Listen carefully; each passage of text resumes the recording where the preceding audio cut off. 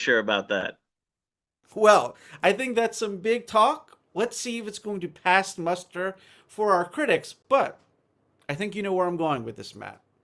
So you know who you're talking to. Let's meet our round table of critics. So I'm going to go to our critics here.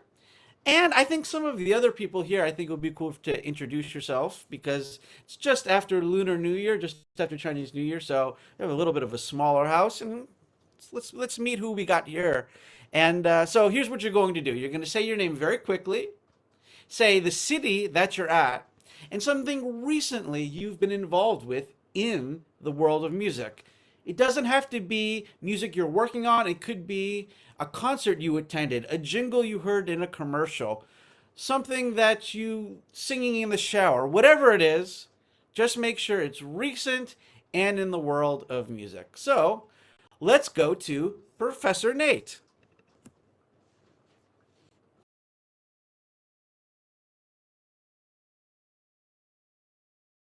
In music, but today I guess I'm just doing an orchestra in Boston. And by the way, I'm hailing from Boston. So that's it. Fantastic. Let's go to Cool Master V or something like that. Kevin, what was it? Say it again. Music. Dastardly V. Dastardly V. As if I had Okay. a twirled mustache and I'm tying something to a train tracks. Well, that would be very 20s related as well. So Yeah, that would yeah, be yeah. appropriate for today. So, I guess recently in music, I took my son to the over to Kleinhand's Music Hall that we have over here in Buffalo for a music presentation where they had the orchestra set up and they went each instrument one by one to teach the kids about what the role of each instrument is, what the difference between woodwind and brass is, and have them get up close with the instruments. And he's been really into music and trying out different instruments recently. So, it's kind of watching that spark be created. and your son's 55 years old, right? Correct. Yeah. Okay. It's good that you're introducing him to some music. All Yeah. right. Thanks, Dastardly V. Yeah. I got it. Yeah. Let's go to someone new for our critic list. Let's go to Darius. Hi, I'm Darius. I'm in Shanghai. I was a research analyst in digital economy, but I'm a music lover. Recently, I just listened to a viola solo, actually. So it was a very interesting performance. Did you see that at a concert or did you watch it It's online? not a concert. It was like an event. So the guy played the viola and had some discussion about literature and stuff. So it's very interesting. Cool. Matt said Paul Whiteman played viola. I did not know that. That's interesting. Well, there's viola, and then there's also another stringed instrument is the cello. And we have a cello player here. Look at that. Elizabeth, how are you? I'm doing all right. What city were you in? And tell us something recently in music you're doing. So I'm in Ocala. Um, Something recently I did in music. Sadly enough, this is probably the most recent thing that I've done in music. Just listening and prepping for this. It's actually kind of nice. It's been a while since I've had to do something like this. That's cool. Do you listen to the radio? Have you been to any Kid Rock concerts lately? This is Ocala. This is rural Florida. This is the South Florida. This is right in the middle of the fields out there. So what? Come on. Yeah. What's something with music recently in Ocala? Anything? Any jingles on the TV you heard that caught your Well, I mean, attention? of course, jingles on the TV. I mean, I guess yeah, jingles on the TV and stuff. Okay, well that's fine. That's all good. Elizabeth, thank you for joining us, and it's all good. No matter what it is, that's great. Hey, Julie, do you want to say hi? Sure, why not? I'm in Shanghai. Most recently, I went to Fenrir because they did their first year anniversary party. It was pretty great. Had three live bands playing, DJs, and it went on until like 7:30 in the morning. Crazy. So heavy. So yeah, Julia went to a heavy metal concert. perfectly counts just as much as anything that's cool. Bella, do you want to say hi?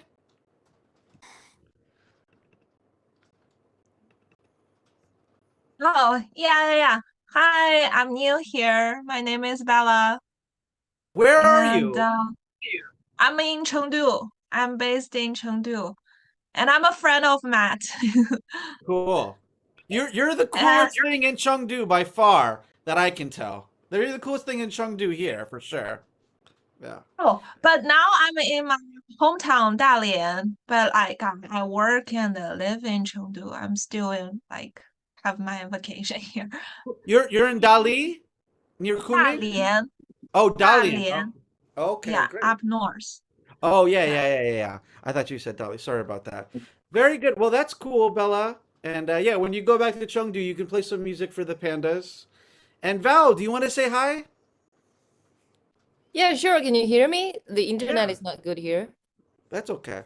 Okay, yeah. Hey guys, I'm Val. I'm also new here. I've just come here in Shanghai for like almost a month.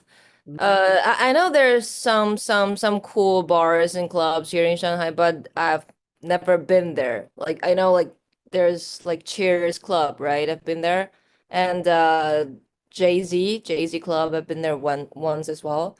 And Mhm. others I don't know, but if you would like to recommend some good place to me, it would be super good. Yeah, you Yeah. can go to some heavy metal shows with Julia. She can show Yeah, you info. sure. Yeah. Would be good. Fantastic. I think there's some other people lurking, but these are the people with their cameras on, and that's a-okay. People are welcome to watch and do it up. And I know we got a couple people who are running a little late. Like I said, because it's Lunar New Year, some people are just coming off of work here for today and all that stuff, and that's a-okay. We're very happy all you guys could join. And there you go, Matt. That's who you're going to have to convince that this 1924 concert is the most important in America's history. We're going to get to you in a second here. But before we do that, let me just see you guys. You can just put your hand up. Who here before this had heard of Paul Whiteman and his dance band and his jazz band? Did you guys know Paul Whiteman at all? Anyone? No. Who here knows who George Gershwin is? A few, a little bit. Okay, Matt. So clearly, we're gonna have to start near the beginning a bit, and that's okay. We welcome people of all knowledge levels, and that's fine. So it's time for our album discussion. The birth of Rhapsody in Blue, Paul Whiteman's historic Aeolian Hall concert 1924, reconstructed it and conducted by Maurice Perez with piano soloists Yvonne Davis and Dick Hyman.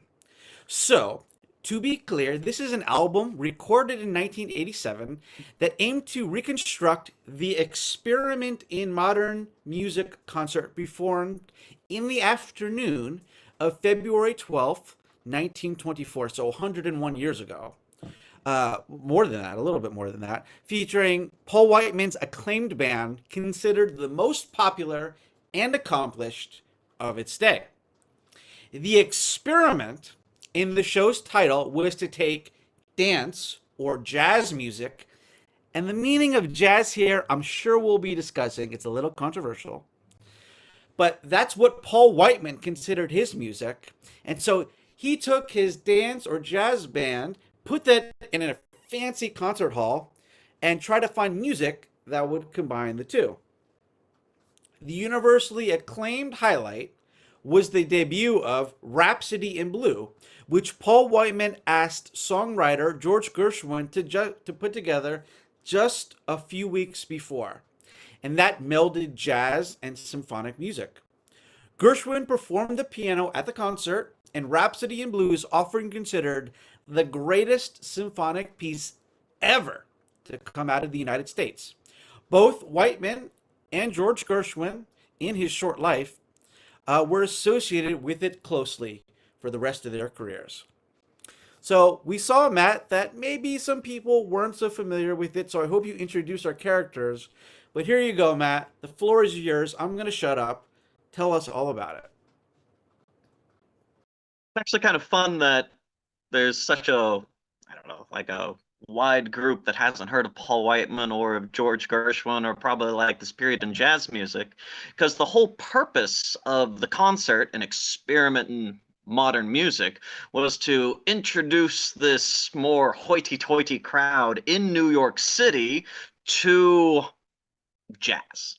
And at the beginning of the concert, before they played a single note, believe it or not, Paul Whiteman actually got up on stage and lectured the crowd on the origins of jazz music. So I guess we're gonna repeat a little bit of this. I'll try to keep the lecture low. But if we look at the reason that I chose this album is because there's not a lot of albums that have tried to faithfully reconstruct this entire concert. Nowadays, everyone's just like, oh my God, George Gershwin, Rhapsody in Blue, and that is all anyone would remember or probably should remember from this concert. But it was a much larger endeavor at the time, a 4-hour program in the Aeolian Hall with a busted heating and cooling system where these poor people had to listen to not just jazz, which opened up the program, but a wide variety of how they incorporated jazz into music or things where jazz was inspired from in more classical pieces. So the program starts with Livery Stable Blues, which is a good choice because that is on our first official jazz record. Why don't we listen to a little bit of it from the album just to get us in the mood, and then you can continue talking about it. Cool, Matt? Sounds good.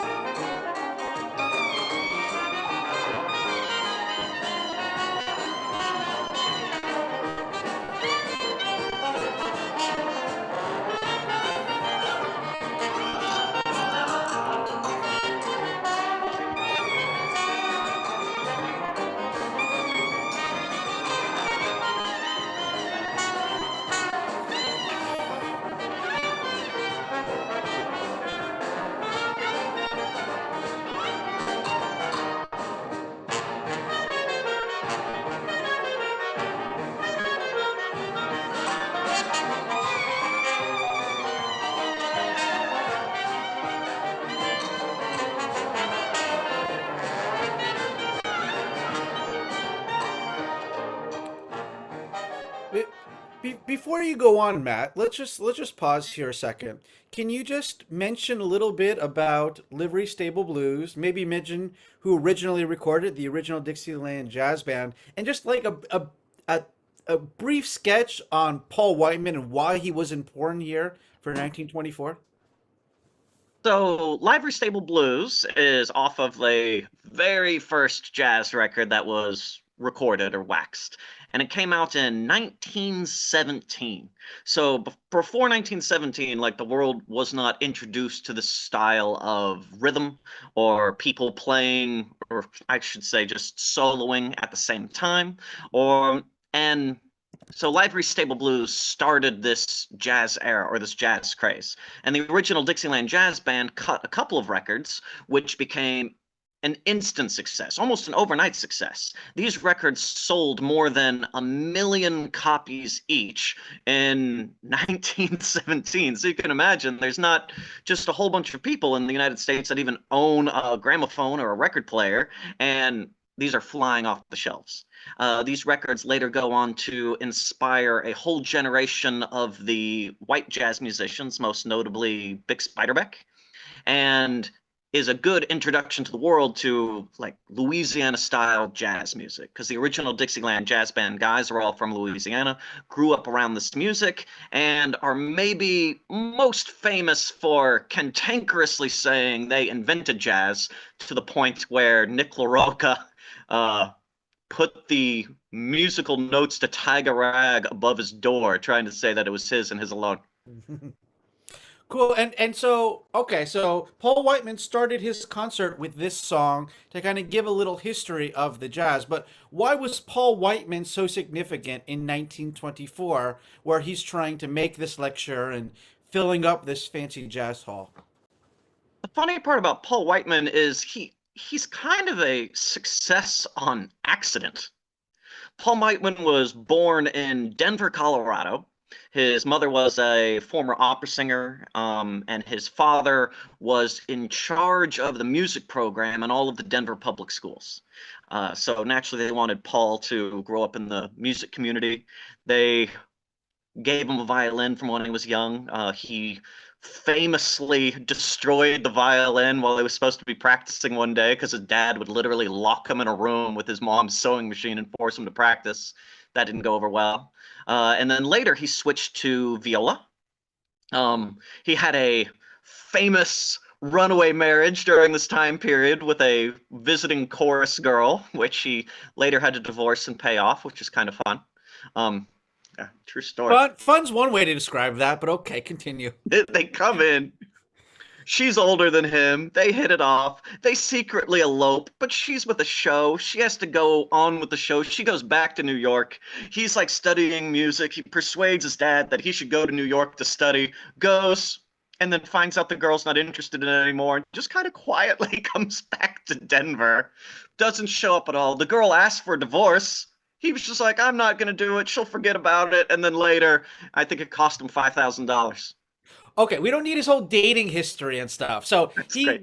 he was leading a dance band, and he was, first of all, two things about him that are very notable. He was a very conventionally handsome man, right? And he was very modest. Would you say those two things are true?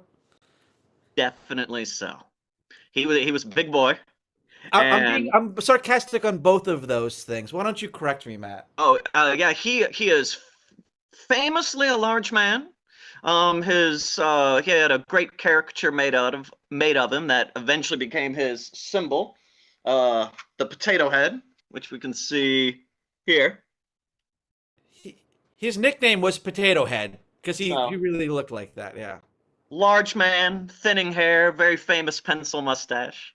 And he was very modest, right? He was a very demure man, right? Oh, no, no, not at all. Over the top in everything that he did, true to 1920s style and fashion. So just to give you guys context, and then I promise I won't talk too much more, Matt. So for Elvis Presley hated the term king of rock and roll. If someone said, "Hey, you're the king of rock and roll," he would say, "I'm not the king. Jesus is the king." If he was feeling religious, or he'd say, "Fats Domino, the king."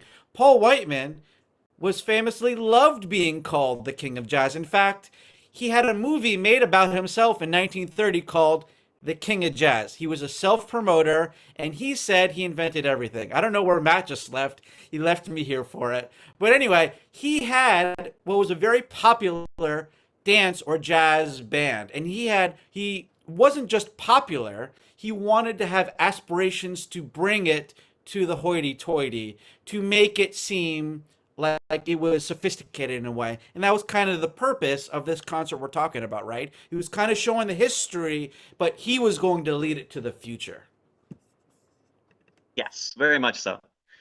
So yeah, grew up in Denver, left, did a bunch of stuff in California. There was a whole World War I thing going on.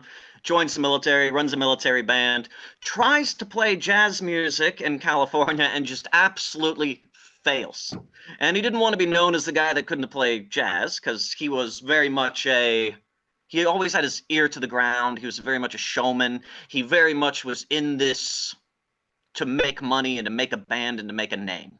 Yeah. So he gets together his original band, and I guess probably most famous like Henry Busey and my favorite Charles Dornberger, and then they decide that they're going to trek out to New York, where they end up playing nearby Coney Island, and they were almost again an instant success. Mm-hmm. So by 1924, when he's having this concert, he is the biggest band in the United States. His songs, one right after another, are just hitting number one on, if there were charts, it would be hitting number one on the charts. People have tried to, I think the Billboard started in what, like 1948 or 50 something, right? Yeah. And before then, people could only judge if you were a Billboard success based on the sales of your stuff, right? So sheet music, and it wasn't just the 78s, it was the the sheet rolls and piano rolls, sheet music and everything else. Yeah, and he was very self-branding in that regard. Yes. So starting out quick, he was just coming out with hit after hit after hit. And back in the day, like you can imagine, there's not a huge radio presence. If you have a band, you are local. Like even if you're in New York City, you are still kind of a territorial band. It's just your territory is New York, right? And these records, he was picked up by the Victor Record Company, started being sold all over the United States, and people would be subscribing to his records. And so, like, every time one of his new records would come out, it would get pulled for you, like if you had a magazine subscription or a comic book subscription, right? And selling like in the millions of copies again. So we have the introduction of jazz just in 1917. And then by 1924, it has grown enough that there's a huge cultural backlash. And he is the most popular dance band in the United States. So he brings it upon himself to try to make a lady out of jazz. Mm-hmm. So I guess a way to put this in perspective is like in the modern day now, like music seems to change like week to week. Like I imagine looking at everybody in the audience here, we probably grew up in an area where like a generation was 5 years. And if you were born 5 years after someone, you probably didn't listen to the same music. You probably didn't watch any of the same TV shows, right? Back in the 1920s, we are living in an era where the world is still dominated by classical music. And all of the musicians that would consider themselves worth their salt would have been classically trained, and their aspirations would be to play in a conservatory or to be playing in a like one of the major orchestras in a city. And that is definitely what Paul Whiteman's father wanted for his son, right? He was not happy at all that he took the dance band route. So he would probably imagining himself playing something like Pop and Circumstances, right? Yes. Let's listen to a little bit of Pop and Circumstances from our album here, and we'll continue. Yes, the close.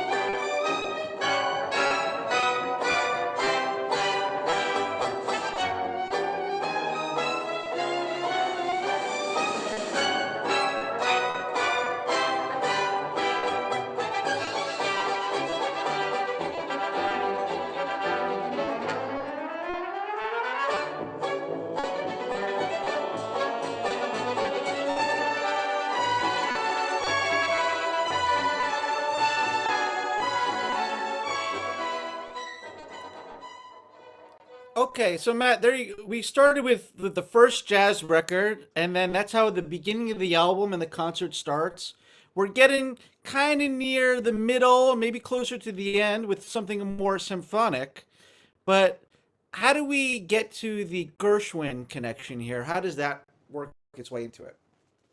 So even though today Gershwin is kind of a household name, and if any of you guys have, I think, flown United Airlines, you've definitely heard Rhapsody in Blue before, right? Back then, Gershwin was kind of your upstart kid of sorts.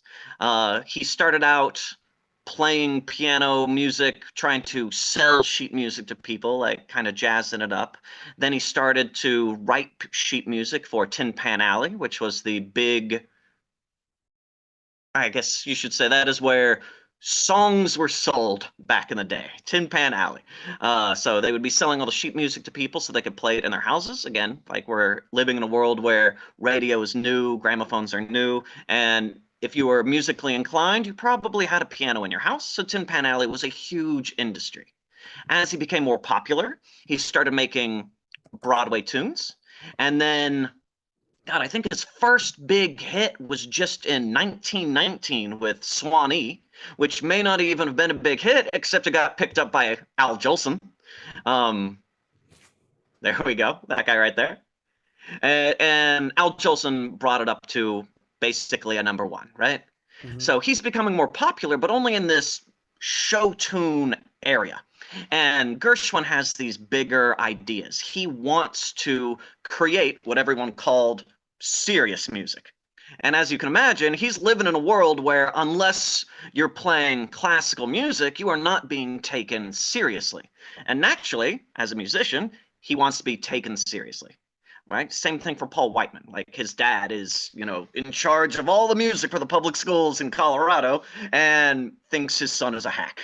So these guys want to be taken seriously, and they are in the Broadway arena. They are in the dance band arena, and no one is looking at this music as anything that would have any long-lasting importance at all.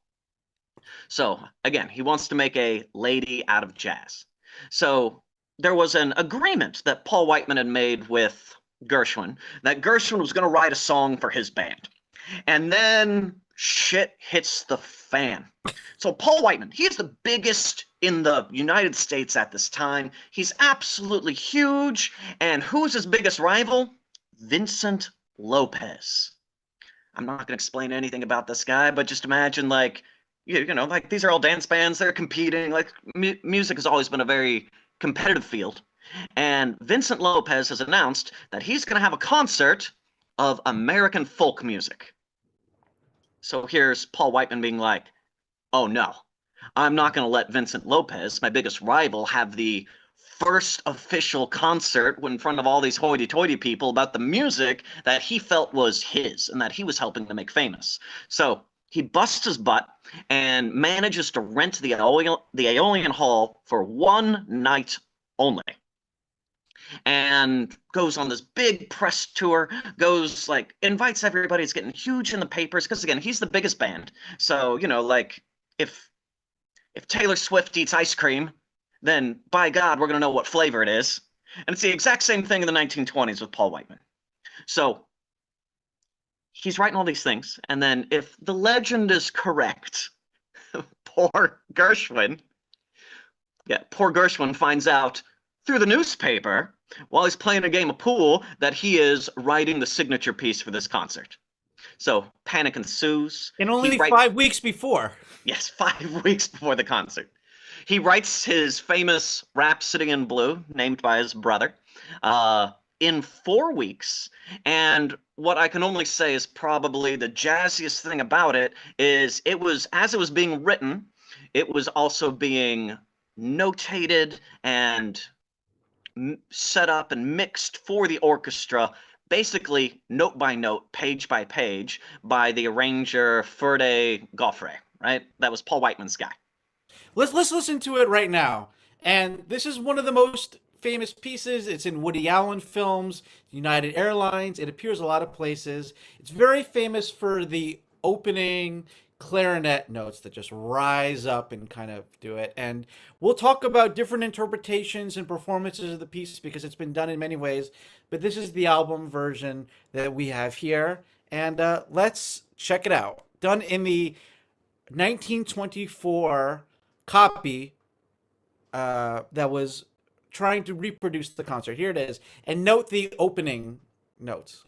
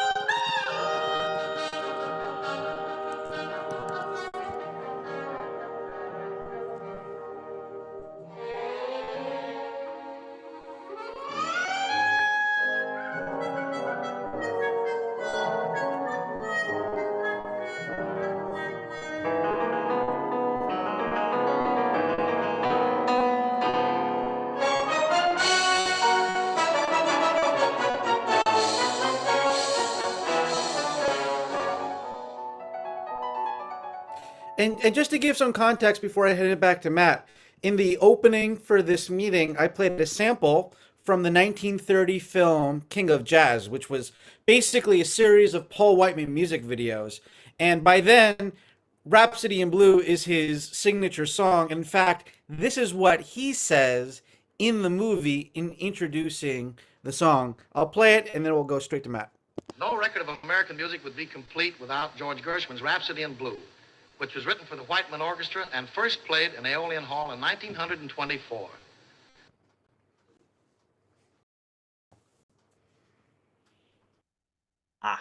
So the opening clarinet there is absolutely iconic, but there's a lovely story behind that, or I should say another legend.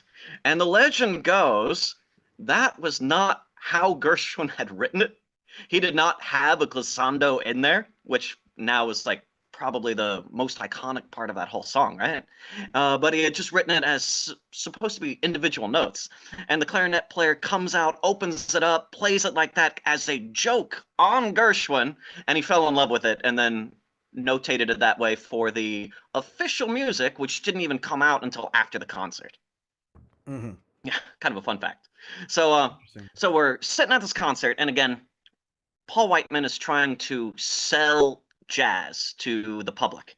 And I'm going to name drop a whole bunch of people. Some of them you may recognize, some you may not. But of the luminaries that showed up to this concert in like on a random day in February included Igor Stravinsky, John McCormick, Victor Herbert, Leopold Strakowski, Sergei Rachmaninoff, and all the way to Alma Gluck. Just like a star-studded group of people that were huge in the music world and huge in the classical music coming to see this crazy idea that Paul Whiteman threw together essentially in our 4 or 5 weeks, right? So the reason I think that this is the most important concert in the world is pretty simple. At this time period, there was a culture war going on between jazz music, which was the popular music of the time, and classical music. And 1920s, if they're known for anything, is going to be how gatekeeping works, right? You have all of these people that sponsor musicians, that are sponsoring different types of shows, that are sponsoring, well, what should I say? Sponsoring entire orchestras and orchestrations. And sometimes these musicians are living at their house. They have all this time to make it. I'm sure you've seen this in TV shows or movies. And they just looked down upon normal, everyday music. So Paul Whiteman got all these people together and tried to prove to them that jazz could be something more, could be something symphonic, and should be something that was taken seriously and respected.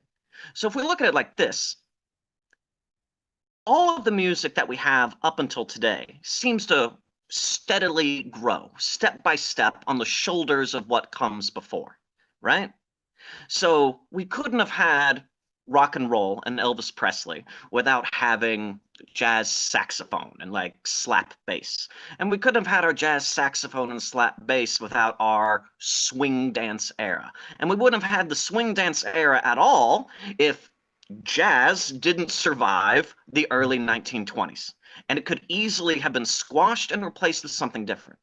A lot of the music that it was competing with at the time were mostly male vocalists, again, like our John McCormick, some female vocalists that were rising up, but it was mostly just, even some of that, unless you were like a tenor or someone that was operatic, basically, unless you could sing Ave Maria, you were not going to be taken seriously by any of these people.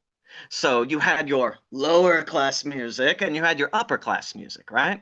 So Paul Whiteman's success, and what I think really makes this a foundational concert, is he took this American music, this jazz music, he tried to educate these people about it. I mean, he started with a lecture, if you can imagine, and turned it into something that these rich people could then comfortably purchase the records, play them at their home. And that starts to shape music. By the late 1920s, early 1930s, we're moving into the swing era, which is right on the back of this more raucous style of jazz, right?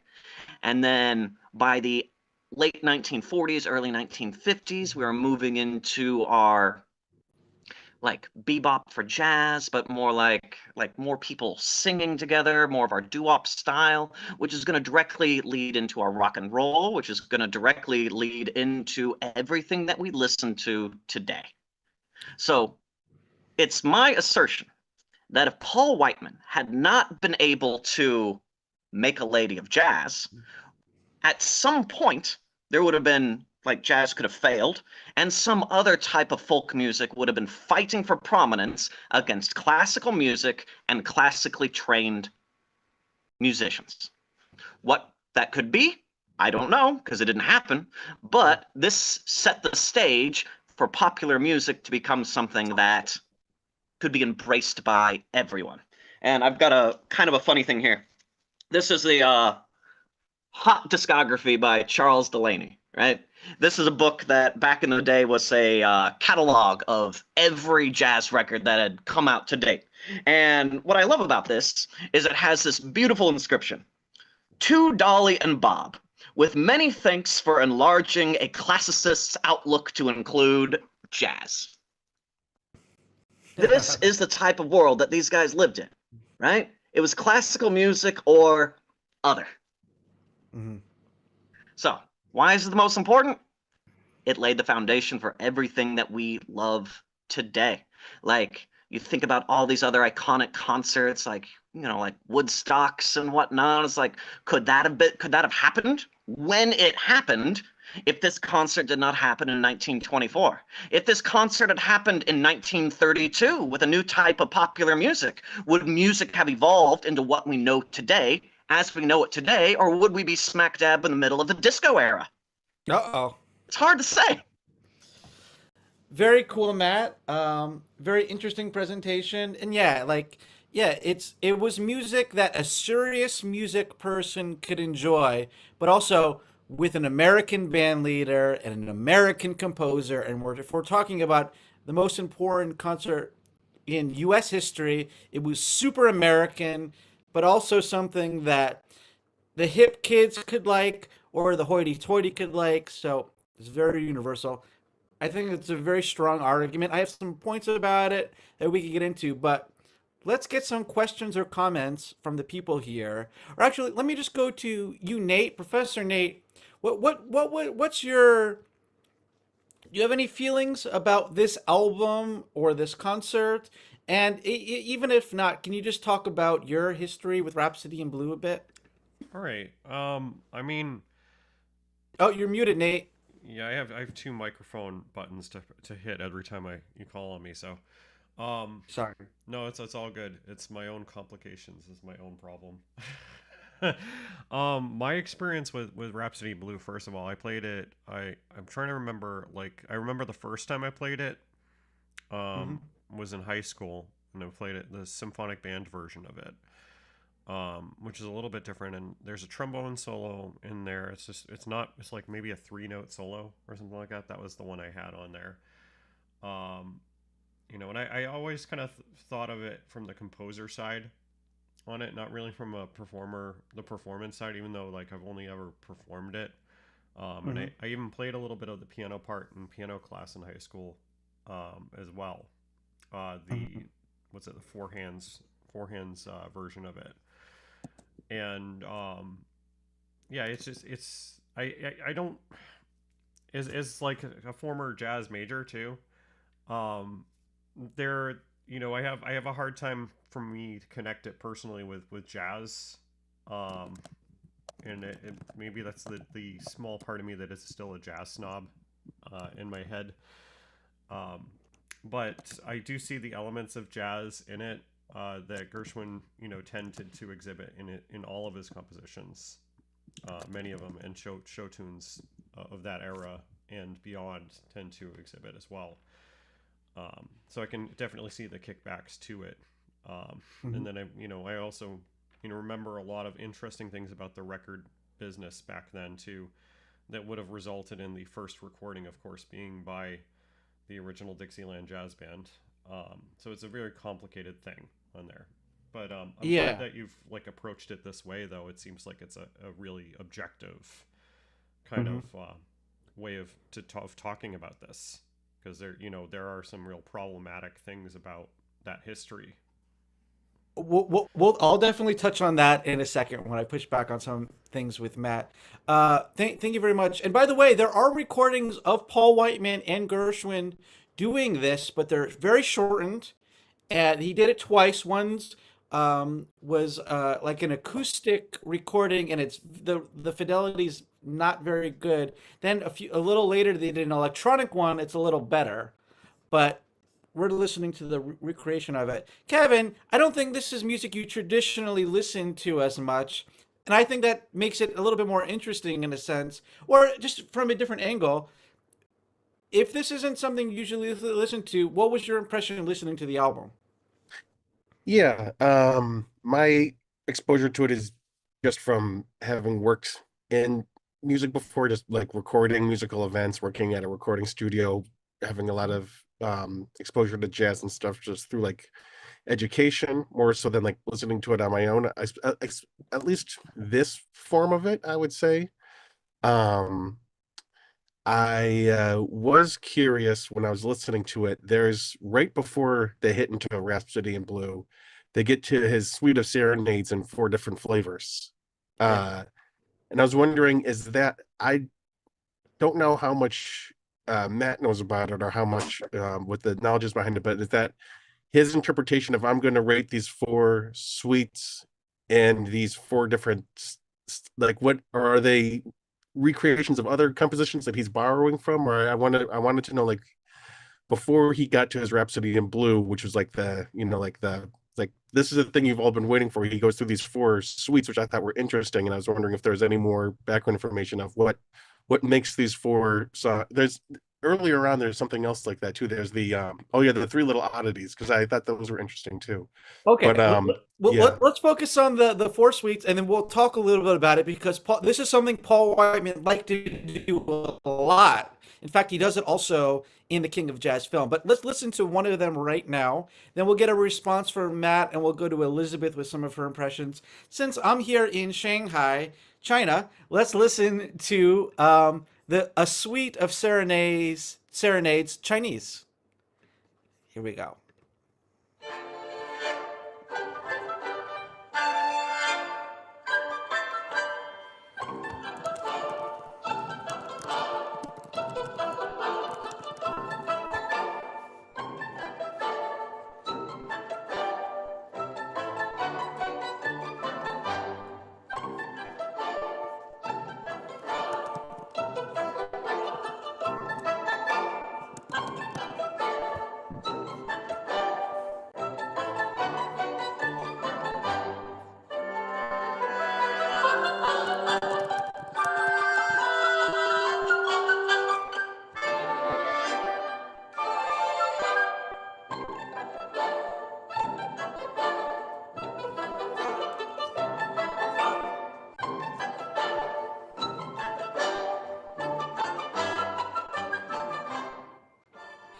Hey Matt, did you want to respond to that a second?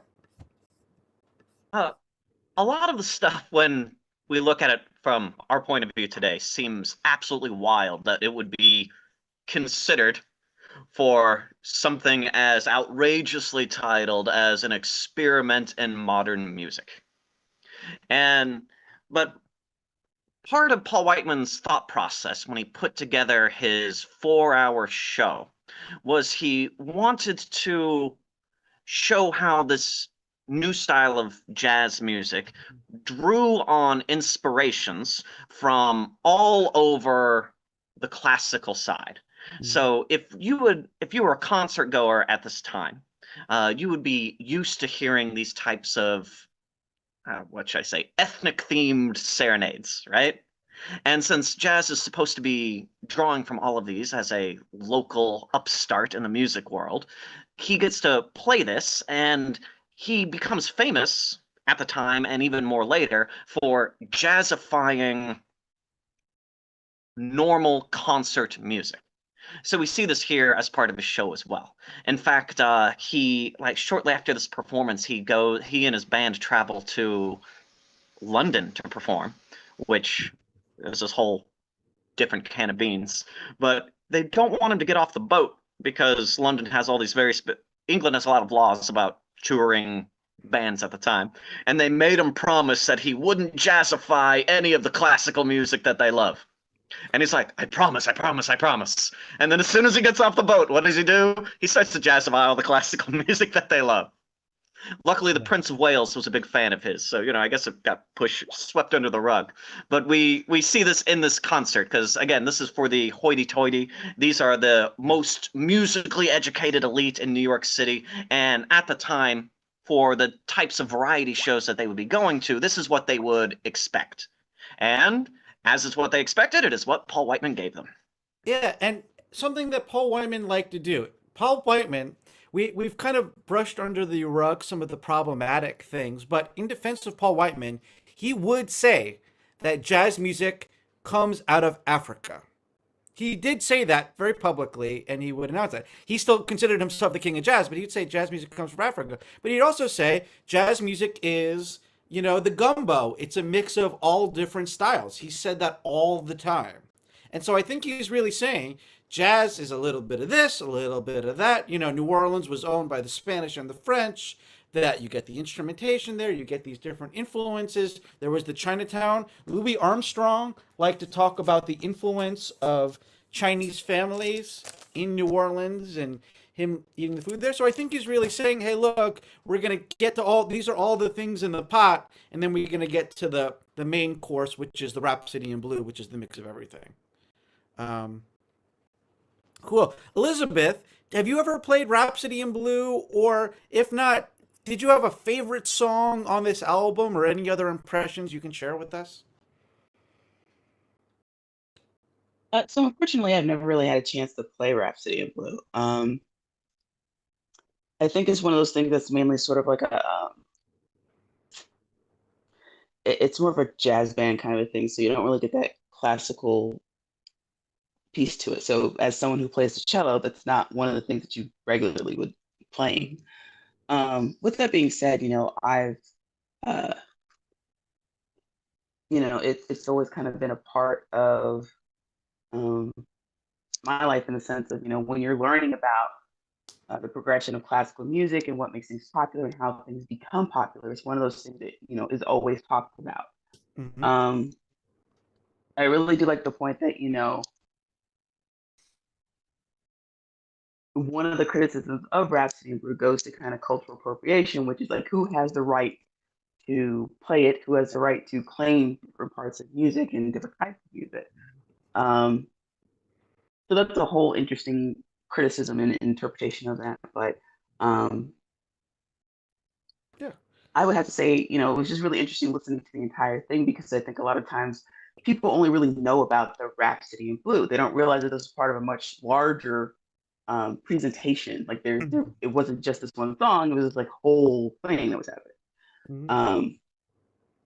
So yeah, that's just kind of my take at the moment, and what I have experienced with it and things like that. Just in terms of the album that we did you have a favorite track, or what did you just think of the recording at all? If you didn't like it, that's okay. Did you give it a thumbs up, thumbs down, thumbs in the middle? What do you give it here? The entire album, probably like a thumbs in the middle kind of a thing. Okay. Yeah, just because it's funny because once again in prepping for this, I was doing a little bit of research, but one of the issues that they had is like people would leave in the middle of the thing because it's just so long. Yeah. and, and when you're listening to the entire thing, you get that sense of, okay, is this the last one? Is this the last one? Is this the next one? Where are we in the program? So Yeah. I definitely got that feeling in listening to the entire thing. But I would have to say, Rhapsody in Blue is probably my favorite. But there's a lot of different types and sounds and feelings of jazz that are kind of presented with, everything else that he did have on an album. Yeah, fantastic. Just to follow up on that, like Matt mentioned, it was in the night. Actually, it was an afternoon concert because they had to book it so late. Like it wasn't even like you didn't get settled. They were in there in the afternoon, and they were there a long time. And there's some reviews that even people said you can even hear recordings of people talking about it decades later, saying it was going on for so long. And some people like some parts, and some people like the other parts. Whatever. I know Matt really likes the earlier parts in the concert, but but then finally, if you stuck around, you got to this great thing. And just to follow up on your impression of it, and I think there it is. Maybe someone else comment on this. Like this, I didn't really love this version of Rhapsody in Blue. I had always known the Bernstein one, the Leonard Bernstein one, which is very brassy. I because he's most famous for like the Broadway musical things, and the Jets, and tonight there's always tonight. So that's the one I really liked. But one version that I really discovered that I really also love too, that addresses exactly what Elizabeth talked about, is Laura Downs, who's does classical music but likes to find interesting African American and international interpretations of things. She did something called Rhapsody in Blue Reimagined, and she incorporates more traditional African bits, and she includes the Great Wall Chinese Orchestra in her recording of it as well. And I really dig it as well. So I'm going to play a little bit of that, and then we'll get to some of Matt's response, maybe some of Darius, and we'll keep going. But here's a little bit of Laura Downs' Rhapsody in Blue Reimagined. I might skip ahead so we get some of the flavor too. Let me skip ahead.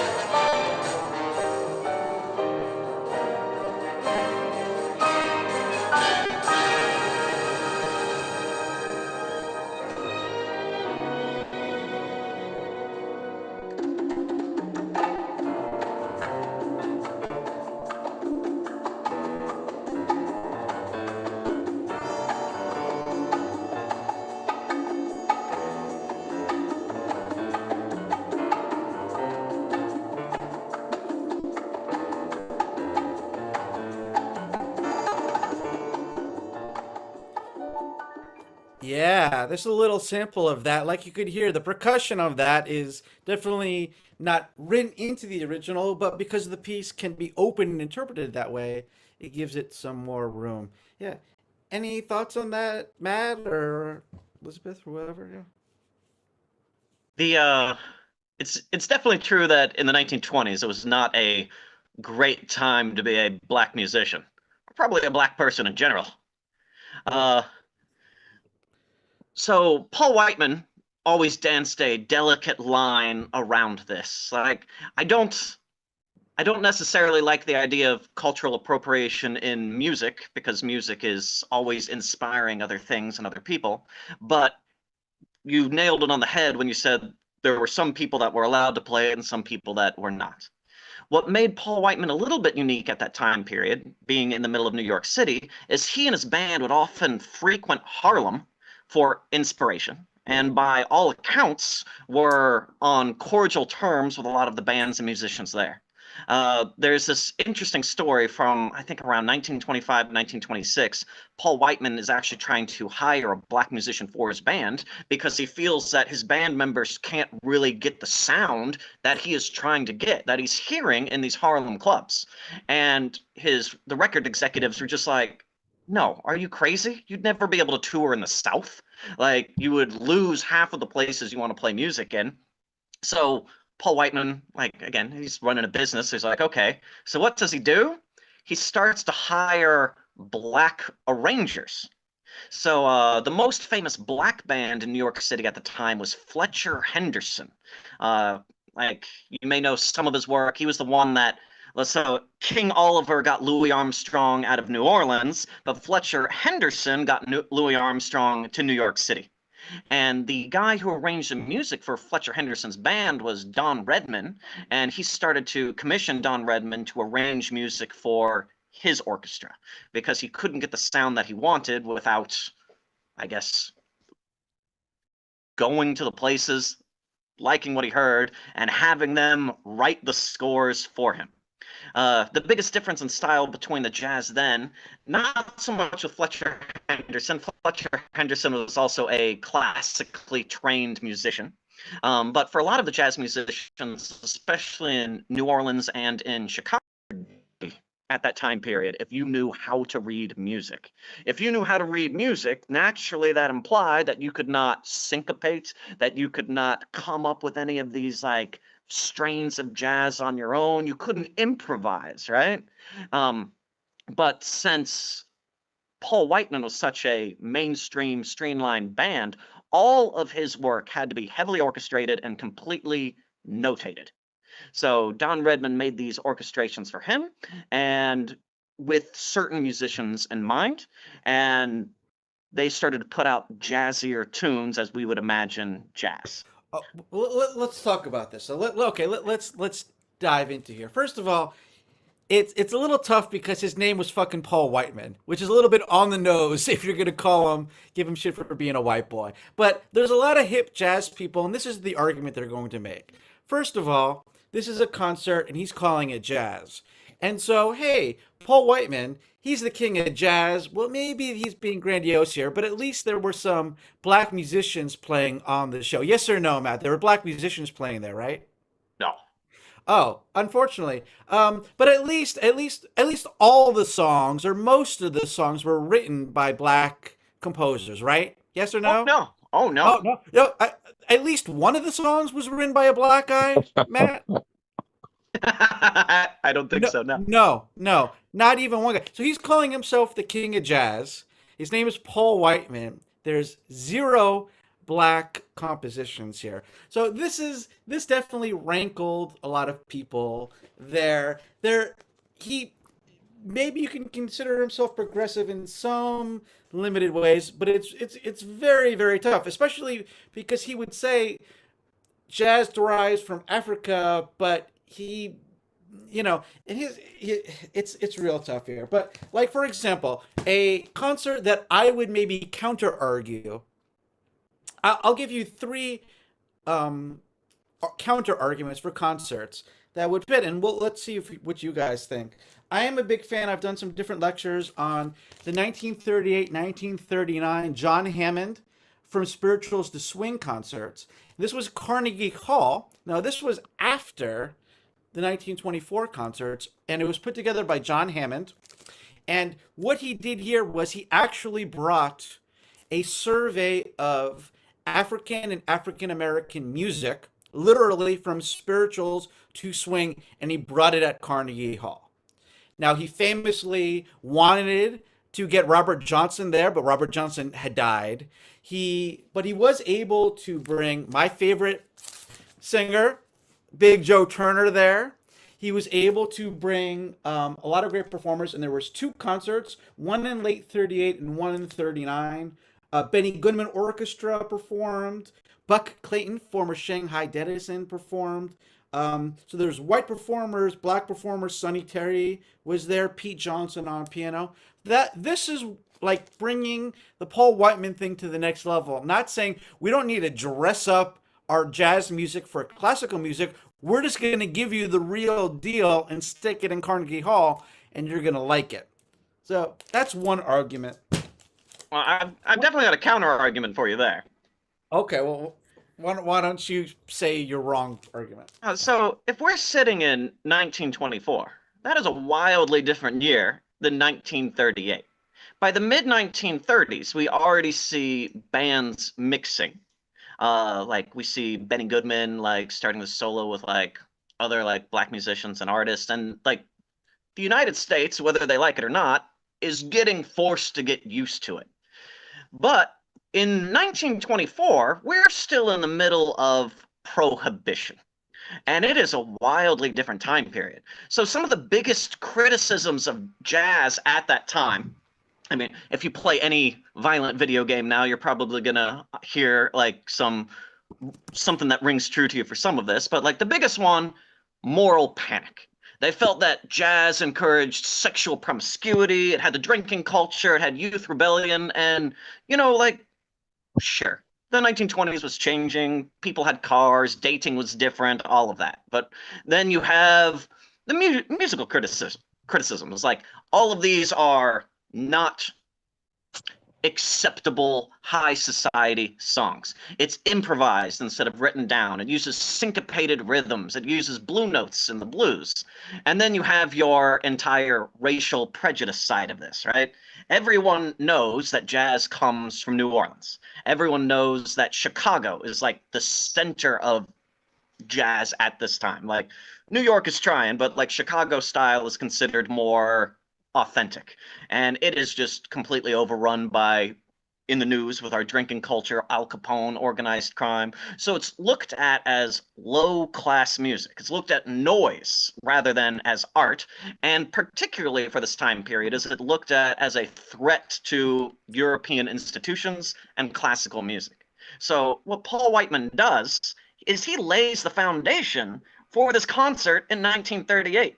He's going out there and doing something that starts out as jazz at the beginning by playing these songs by the original Dixieland Jazz Band, starts out with his lecture, and then kind of primes the pump for everything that is coming in the future.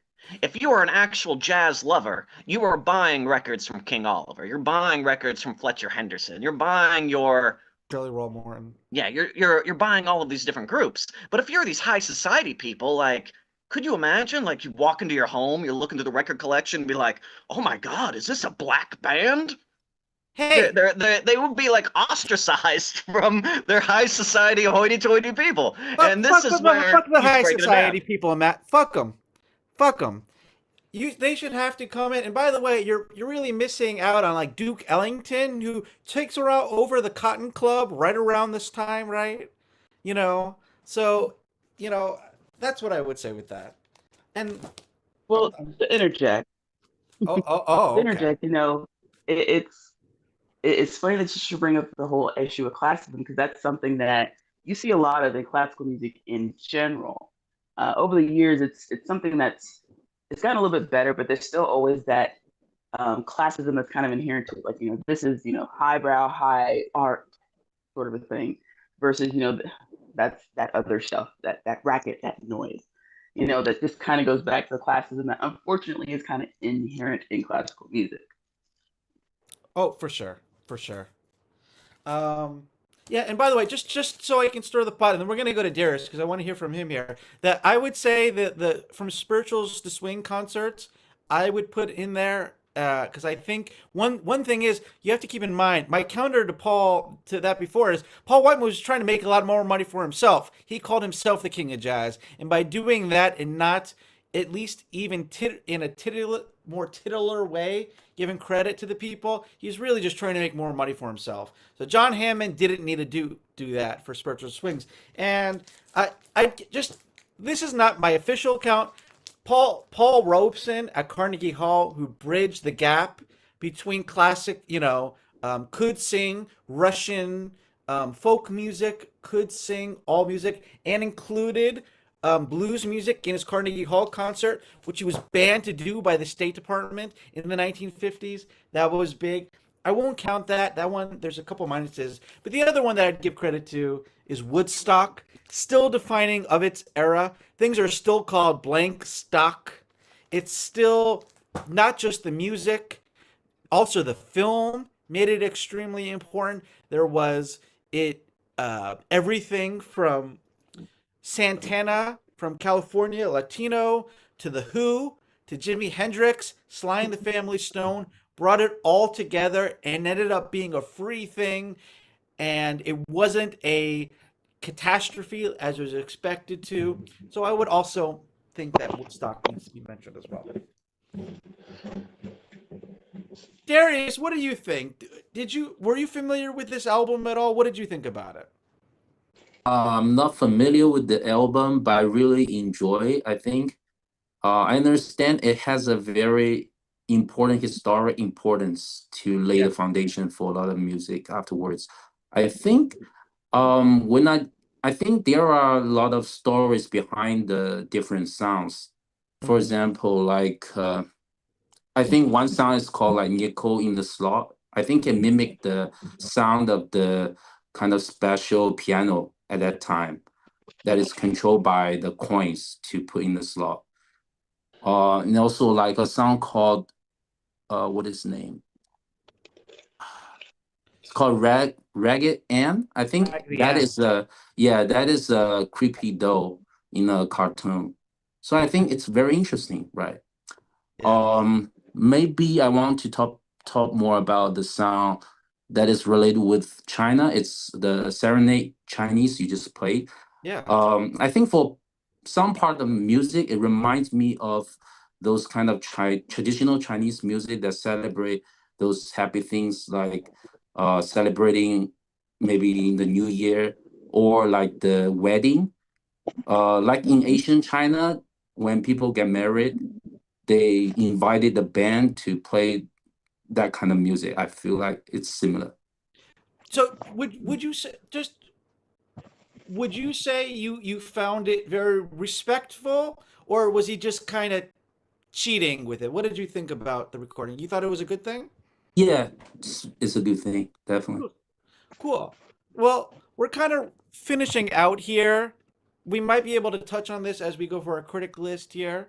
I think you made some interesting arguments, Matt. They were wrong as per usual, but they deserve to be heard there.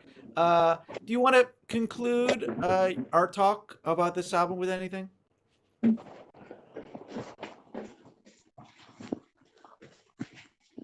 Well, right per usual, I think would be the better way to phrase that. Oh, I missaid it. Sorry about that. Misspoke. But Misspoken. Sorry. I would just like to leave you guys with a interesting thought experiment.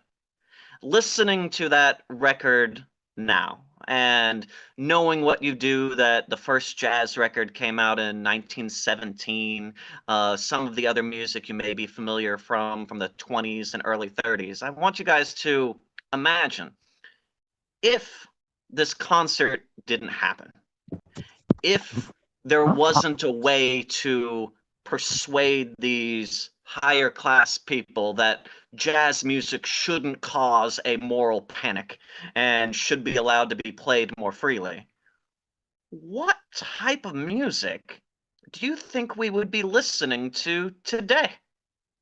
What would be the Juggalo without this concert? Like, I find that absolutely fascinating, right? Like what what would have it turned into if the tenors and the John McCormicks and like all this more classically inspired music had won out during this pivotal time at the beginning of radio, where the minds of the Americans were about to be swayed and where they were about to be taught what they wanted to listen to, right? And this is what they got. Julia and Kevin, please note this is the first time in history that George Gershwin has been compared to Mike E. Clark and Paul Whiteman's been compared to Violin J and or Shaggy Two Dope. Make sure you go to Fago Lovers right now and inform them for the first time in history that Mike E. Clark and George Gershwin have just been linked. Woo woo. So that's an interesting question to end us on, Matt. And I want to say thank you so much. Matt, tell us a little bit about Comic Book Ren or whatever else you want to plug. Well, if you ever come to Chengdu, my wife and I have China's pretty much only American style comic book store. It's a haven for nerds. So if you want to come and nerd out with me sometime, I would greatly enjoy that. And if you want to, if I'm sure if people request it, you'll show them your Potato Head records, right? Oh, of course. Okay, fantastic. And don't worry, guys. Matt is going to be sticking around because Matt did a critic list because that's where we're going next. We're going to our critic list, which is Roaring songs. So, um, our critic list is roaring songs, and as per usual, there were no wrong answers. It's open to interpretations. And so, before we get to um, what you guys said, when I said roaring songs, anyone just yell it out or say it? What was your first impression, or what were your impressions when you saw our list here? What did you guys think? I was going either for the sonic quality of roaring or the concept of, like you said, flappers, jazz, Yeah, that kind of influence. I wanted those two things were in my head, and I kind of wanted to push them together as that's best I could. interesting. And I got some thoughts about your list too. Yeah, I definitely, this one we kind of cheated a bit because I always mentioned Roaring Twenties because that's where we're leading, but there's no wrong answer. So people took some different interpretations of. So I know Matt put a lot of work into it, and that's all good. And but there's no right or wrong answers, but we do like to keep statistics on what people said. So if someone gave a number one ranking of number one, we give it 5 points. Number two, 4 points, and we also keep track of what appears um, multiple times. And so here's the statistics we came up with.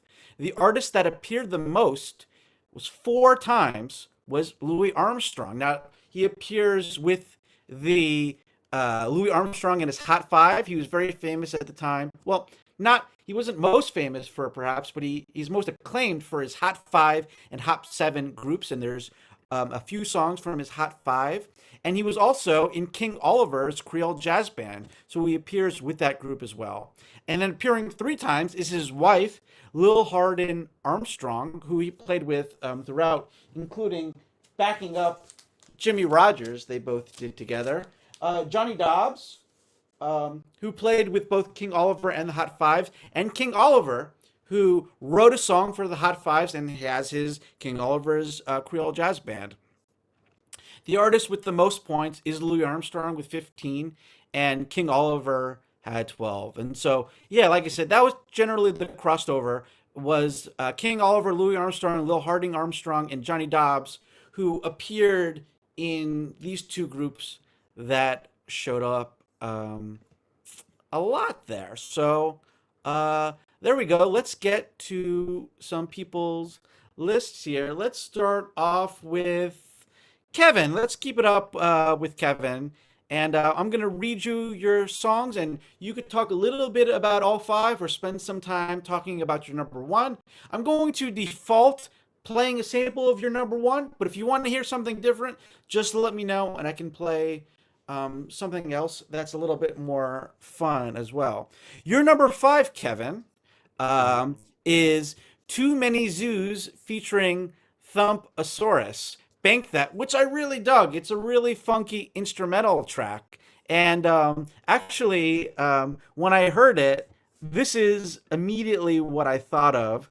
I'll play a little bit of it here. There's a jazz version, like a funk jazz version of the Beastie Boys' Brass Monkey, which of course was derived from Bring It Here by Wild Sugar. I'm just going to play.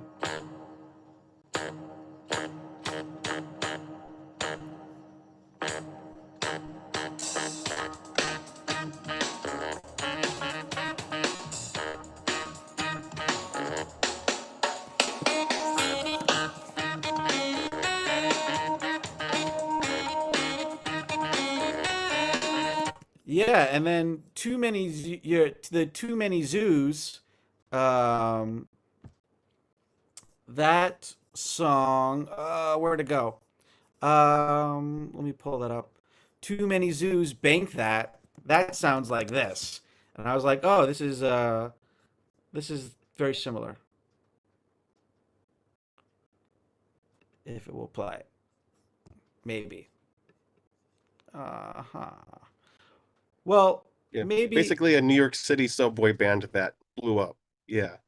Okay, well, hopefully we'll pick up in a second. But anyway, your number five, Too Many Zoos featuring Thumpasaurus. Bank That. Number four, Rolo Tomasi, 15. Number three, Last Exit, Discharge. Number two, Tom Waits, Union Square. And number one, Clown Core, Toilet. Tell me about your list. So yeah, I definitely wanted to try to grab some of that jazz feeling. And for me, my entry when I the most I know about jazz is like thrash jazz. I have a soft spot for noise music. I was this close to putting torturing nurse from Shanghai on there, who's just one of those guys who puts a bunch of pedals on a table and has a panic attack, and everyone stands around listening to it. I would be a person who stands there and listens to that. I've jammed Um, with Junkie Torturing Nurse, by the oh way. yeah, yeah. Just got to drop that. Sorry. And then I was thinking about I don't know how it didn't end up on this list. Maybe I would have tossed Rollo Tomasi and put Naked City on there Mhm. with John Zorn, Mhm. that kind of thing, or Bill Pullman freaking out during Lost Highway, that kind of a vibe. So that's where I have like Too Many Zoos on there. That's like, New York City subway jazz. Discharge, Last Exit, that is with Sonny Sharrock, who's like a free guitar player who I like a lot, but that's also kind of like not noise music adjacent, but like just like way more wild of a free thrash jazz feeling. Mhm. Tom Waits, of course. I heard roaring songs. I'm like, well, vocally, roaring songs is Tom Waits. Any song he sings is a roaring song. He's always roaring. It's his, base state. And then Square also kind of has that kind of stomping. I think of like jazz on the streets kind of a vibe. And then clowncore is not a juggalo thing. If you're uninitiated with them, you might have seen that and thought that that's what that was. But this is two jazz musicians who are amazing musicians who concealed their identity by wearing these masks. Every album is recorded in a different, oddly confined space. They recorded an entire album inside of a van while it was driving. This entire album was recorded inside of a porta-john.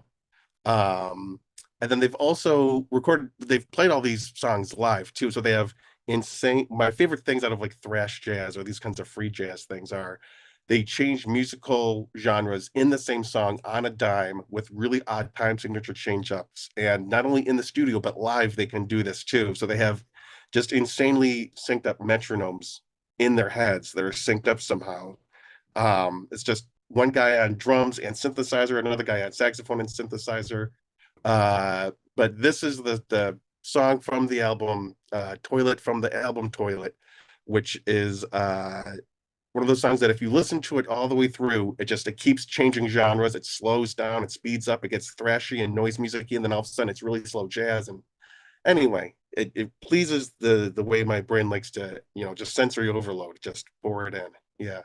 All right. Well, I'll play some of that. Well, first of all, I fixed up my tech stuff, so I'll play a little bit of Bank That, and then I'll go straight into Toilet Clown Court. Thank you very much, Vladimir V, the Yeah. Disco V, the Dastardly. I'll update it Dastardly V. in my little picture. All right, cool. And yeah, Bank That, Too Many Zoos, and then Toilet Clown Court. And then we're gonna go to Darius.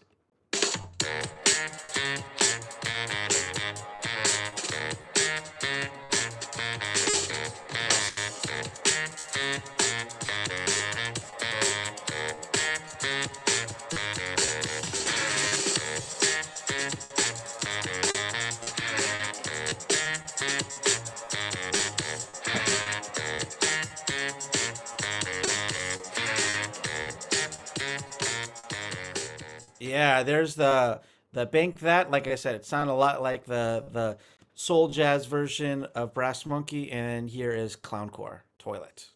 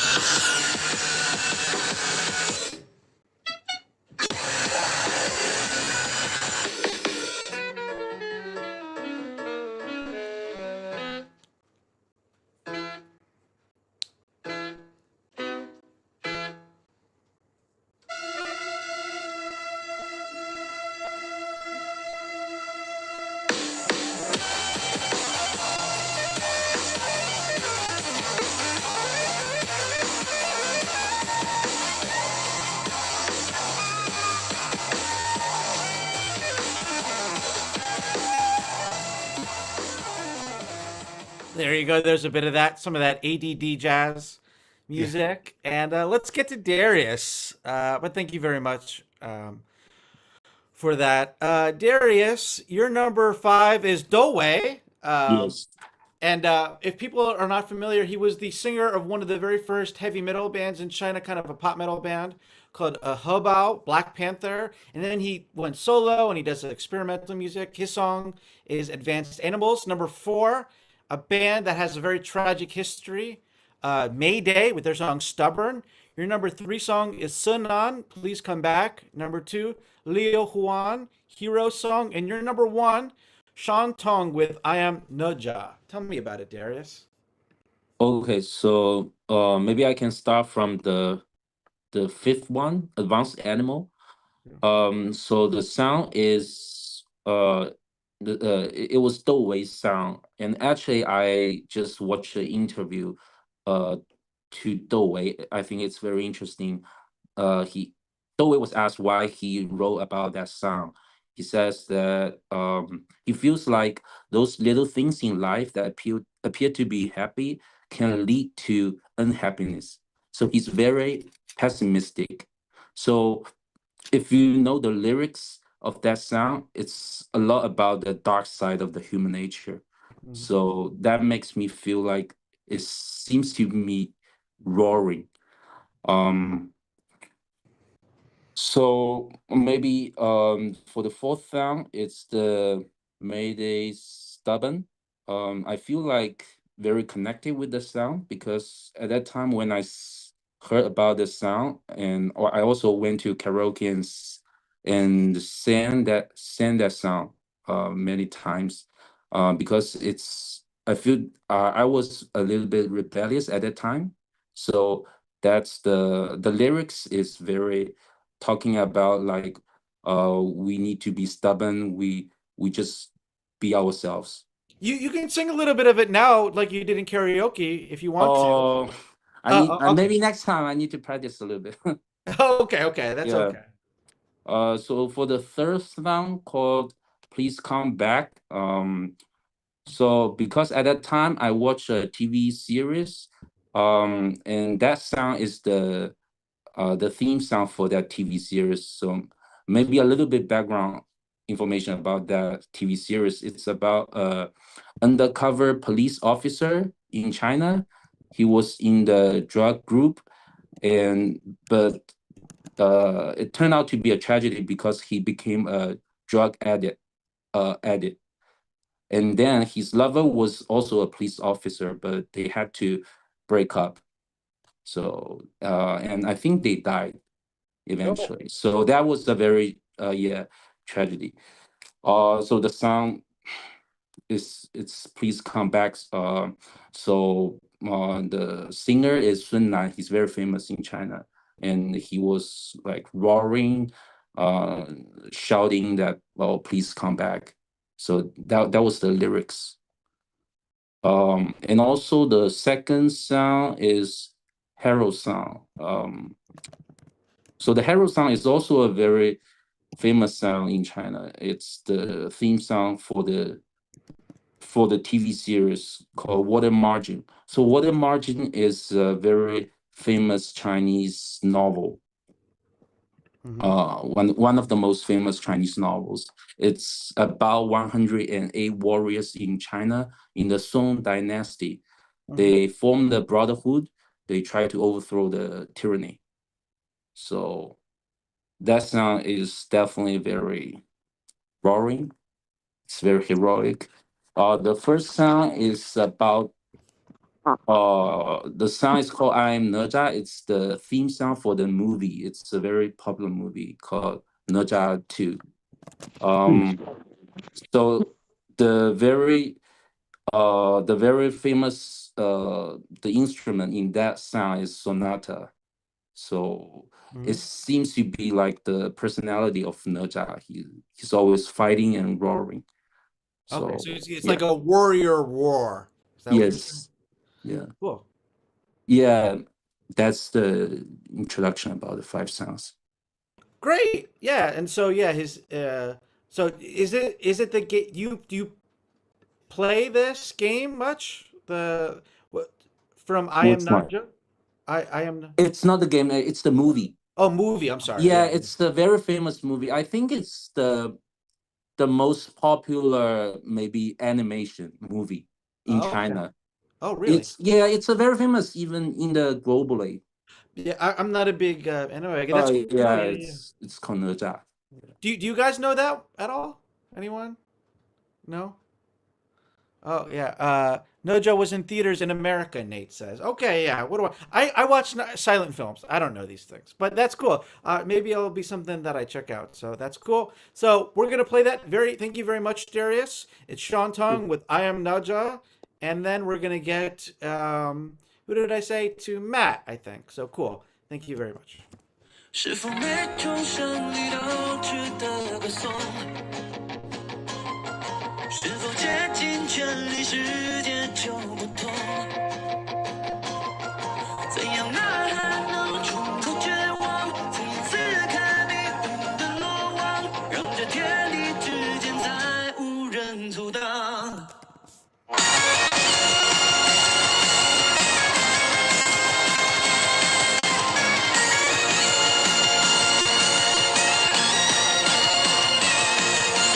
黑夜也要做个白日梦，哪怕遍体鳞伤，最终一场空。上一把火将明天照亮，斩断退路，改变路一场。人大的说吧，我眼中只有前方。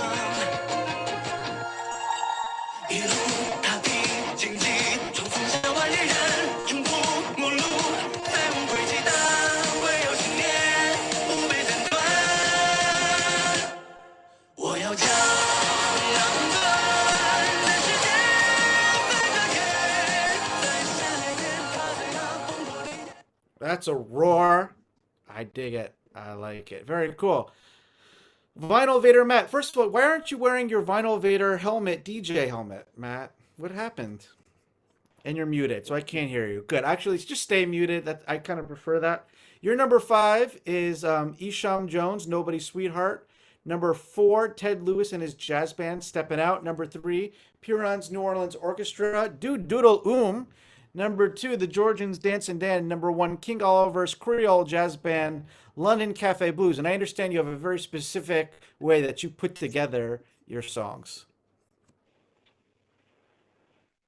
Yeah, so everything that I chose for my list would have come out within 4 months of Paul Whiteman's concert. So all of this stuff would have been considered jazz or dance music that would have been like on people's record players at the time. The reason that I chose these songs in particular is each one has a section in there that is actually jazz from that period. I mean, naturally, King Oliver's, that's like jazz, right? But all these other bands have a little bit of sections of jazz that are livening up their foxtrots or their dance music, which makes it the popular music of the time. If I can, since there's already so much Louis Armstrong on the list, the Georgians, Dancin' Dan, my number 2, might be a better example of what people might be trying to dance around the dance floor to back then. Cool. And I know you have you want me to start that song at a specific point at 1:40. Do you want me to just play it right now? Do you want to say anything else about your list? Are you good? The list is essentially stuff that people have been listening to at that time to get you in the mood for what was popular when people are lining up to go to this concert. And do you have all these on record? I only have 3 of these on record. Okay. And so have you done any dancing to Dancing Dan? I have not. I have not danced to Dancing Dan. Because yeah, Matt also does swing dance and different partner dance and stuff as well. All right. Well, thank you very much for that, Matt. And then we're going to go to Professor Nate. The Georgians with Dancing Dan.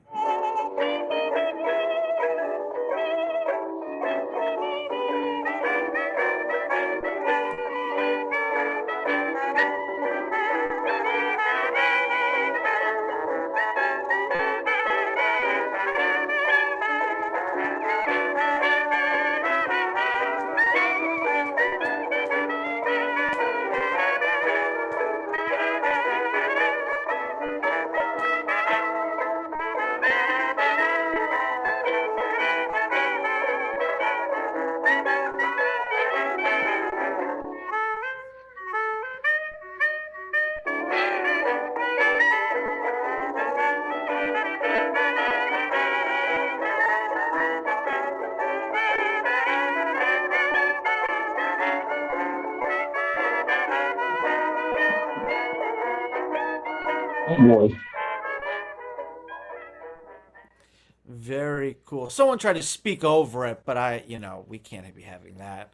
Um, but that's all good. Let's go to Professor Nate. Like we said, hey, you're number five, Tommy Dorsey and his orchestra with Stardust. Number four, Coleman Hawkins with the Sheik of Araby. Number three, it's a the song most associated with Fats Waller, Billie Holiday's Ain't Misbehavin'. Number two, a song I think most associated nowadays with Bobby Darin. It's Ella Fitzgerald doing Mac the Knife. And number one, you were telling me a little bit about, it's Cyril Ame with Softly as in a Morning Sunrise. Tell me about it, Professor Nate. All right. Believe it or not, most of these are not throwaways. Tommy Dorsey, I think, is probably the least important on my list, but I'm a trombone player and I love it. And his one of the more interesting things that it actually has a little bit in common with the number one there is that it's kind of the reverse of the surreal band interpretation of Softly in a Morning Sunrise. Whereas Tommy Dorsey's frequently his tone is compared to what's his name? Frank Sinatra's vocals. And he tends to, if you listen to his tone, he tends to kind of imitate that in his performance. Sinatra was in Dorsey's band. Right. And that's why they worked so well together, is that it's like you had Sinatra, and then whenever Sinatra's not singing, you could have Tommy Dorsey playing, and it's practically the same thing.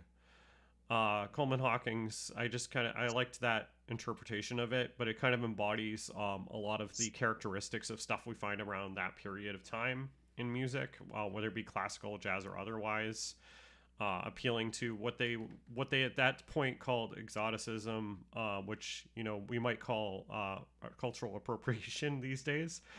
And then Billie Holiday, Ain't Misbehaving, again, it's another cultural piece there, whereas Billie Holiday is singing this piece that describes what I kind of interpret as like what probably culturally was the expectation of many women at that time.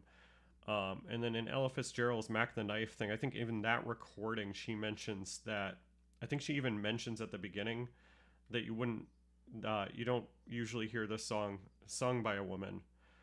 I think even in the recording, she actually mentions that specifically, which is kind of interesting. And then lastly on this list, this version, Cyril is a French performer. And one of the more interesting things about her, in anything that you listen from her, is that I believe, if I'm not mistaken, her study of vocal performance, she took lessons primarily from instrumentalists rather than vocalists. So she took her voice lessons mostly from instrumental teachers. So it shows up in a lot of her techniques. So her scat is like really amazing, stuff like that. But I feel like her arrangements of these tunes are really good, and you probably weren't able to find the Live at Birdland version of it, which is vastly superior to anything else you can find. But whatever you found of it is just as good. It's just shy of that. So. Oh, okay. Well, we can't reach the potential, but this should be pretty good. And yeah, Matt was saying Sinatra said he learned how to sing by following his breathing techniques. And Matt wants the links to the Birdman. But in the meantime, we'll play the version that we have here from Cyril Amy Softly as in a Morning Sunrise. And then we're going to go to Elizabeth. Yeah.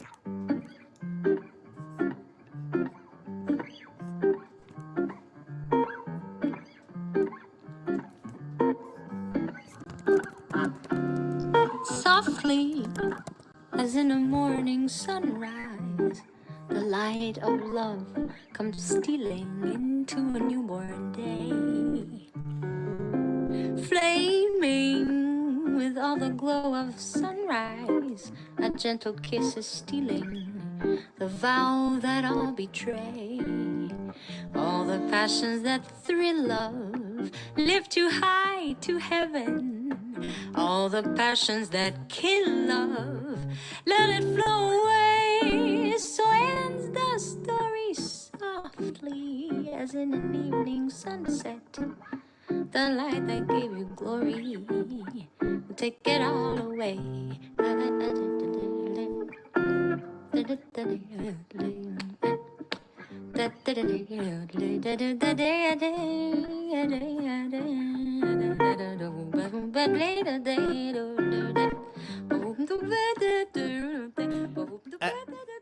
There you go. There's a bit of that. And, you have Ella Fitzgerald on your list, and especially when she goes into the scat singing, that's very Ella Fitzgerald-esque and very similar delivery and style for it there. So, uh, there you go. Thank you, Professor Nate. We're going to go to Elizabeth. And what's really on everyone's mind is she going to entertain everyone with one of her famous cello jokes? I'll let her think about that because she's world famous for her cello themed humor that I have not experienced for a long time. But I'm not putting any pressure on her because this is the critic list time. So if she just wants to talk about that, that's fine. Although I think everyone would be really entertained by a cello joke. But in the meantime, not any putting any pressure. Her number five, as I mentioned before, someone who took big inspiration from Jimmy Rogers. It's Howlin' Wolf with Smokestack Lightning, where he gives a nice howl.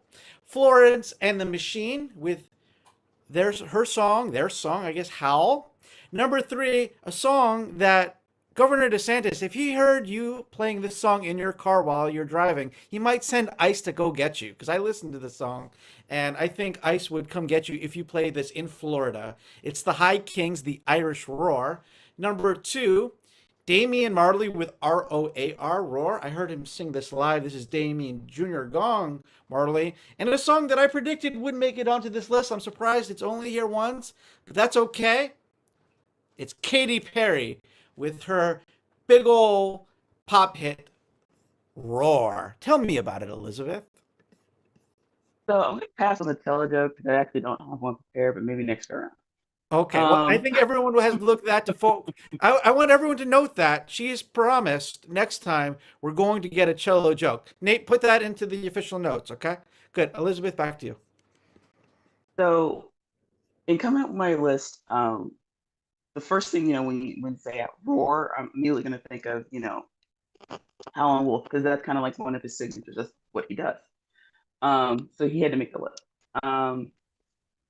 The other thing that once I started from there was kind of like, what does a roar mean? What does it do? How does it feel? And so that's kind of how Katy Perry ended up on that particular list as well as some of the other ones too. So that's kind of where I went with my list. Fantastic. Yeah, there's no right interpretation of it. Are you a big? Would you classify yourself as a big Katy Perry fan? I wouldn't say I'm a big Katy Perry fan. I mean, I appreciate her music and it's fun. Would you say of the last 20, 25 years, Miley Cyrus, Katy Perry, Dua Lipa, where does she rank on the female pop singer pantheon?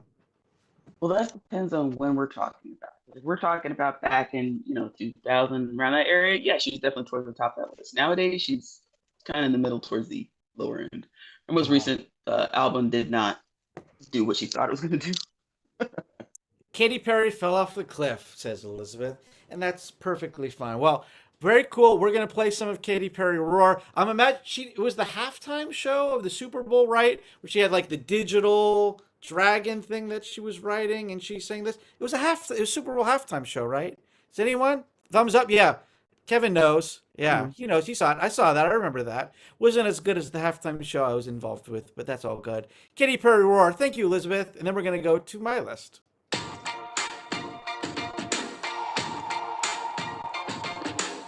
I used to bite my tongue and hold my breath, scared to rock the boat and make a mess. So I said quietly, agreed politely. I guess that I forgot I had a choice. I let you push me past the breaking point. I stood for nothing, so I fell for everything. You held me down, but I got up. Oh,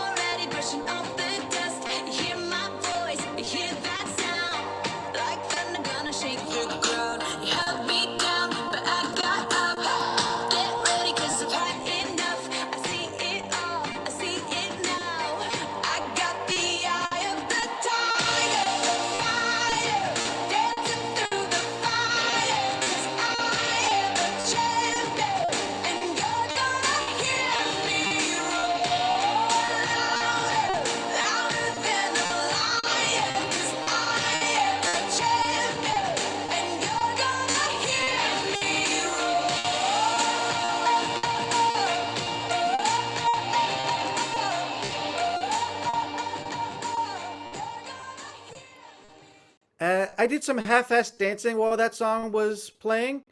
Still better than Katy Perry's dancing, notably. So, notably a very poor dancer. Just wanted to put it out on Katy Perry. Yeah, I said it. Hey, look. So this is what I did. The critic list, roaring songs. We had a concert from 1924. So what I wanted to do was kind of build from there. I knew Matt was going to make his half-ass argument about how it's an important concert. Well, I wanted to support it. So my number five, I chose a song from 1925. Number 4, 26, 27, 28, 29. So I finished out the Roaring Twenties.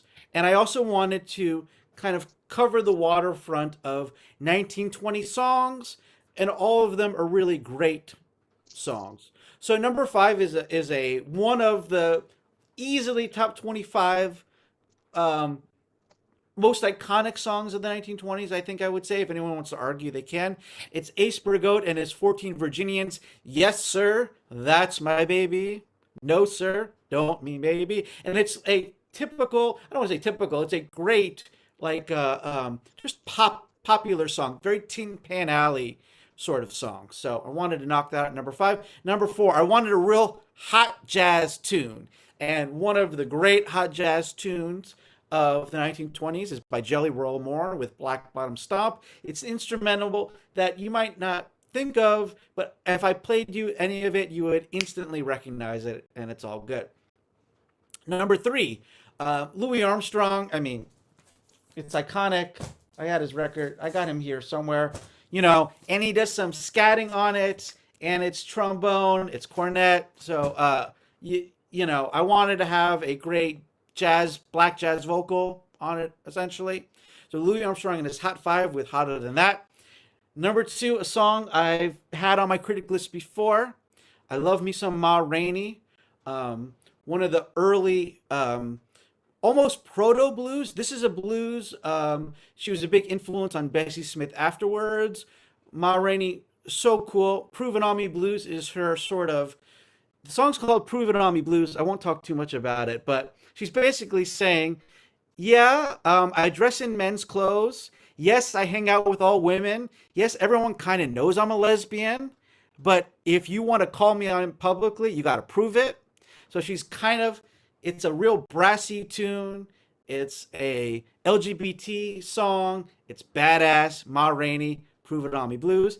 And number one, you know, one of the first, you have Al Jolson who's starting in the teens, but who kind of takes over for him in terms of, popular idol, white male singer. You can go from him to Bing Crosby to Frank Sinatra to Elvis.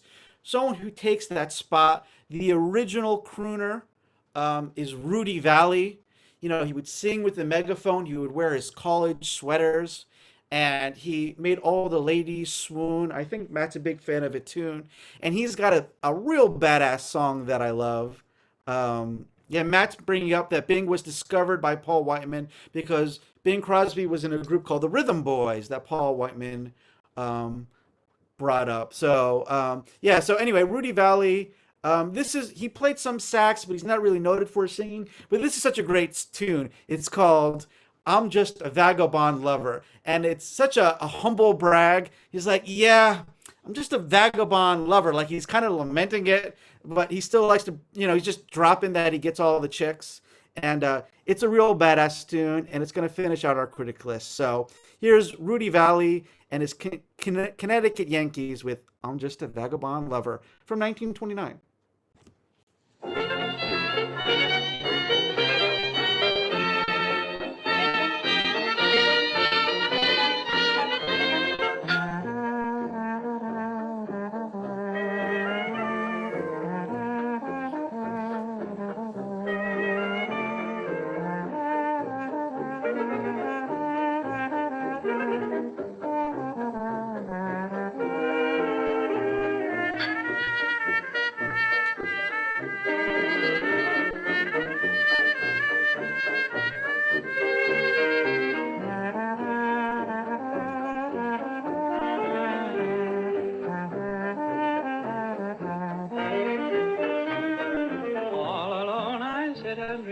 of